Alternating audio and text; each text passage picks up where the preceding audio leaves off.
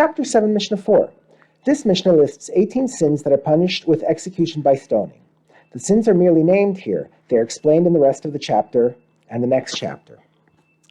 These are the ones who are sentenced to stoning. Someone who cohabits with his mother, or with his father's wife, who is not his mother, or with his daughter-in-law, or with another man, or with an animal. A woman who brings an animal on herself, one who blesses, i.e. curses God, one who worships an idol, one who gives one of his children to Molech, one who practices Ov or Idoni, certain methods of communicating with the dead, one who violates Shabbos, i.e. he does one of the 39 forbidden types of labor, one who curses his father or mother, one who cohabits with a betrothed Na'ara, one who persuades another person to worship an idol, one who corrupts the residents of a town by persuading them to worship an idol, one who performs magic, and the wayward and rebellious son, Ben Sora or Mora.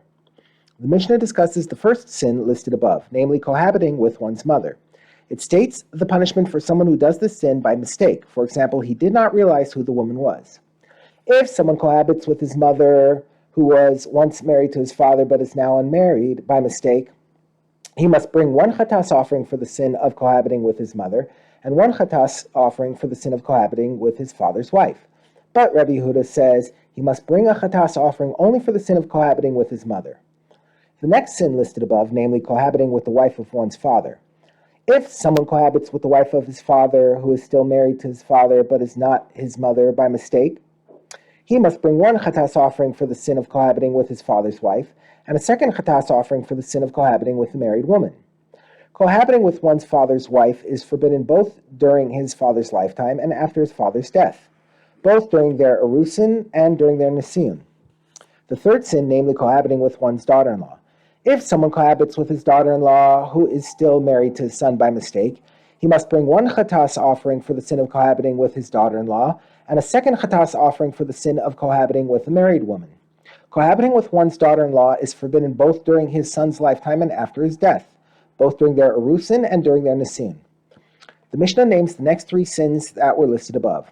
A man who cohabits with another man or with an animal, and a woman who brings an animal on herself.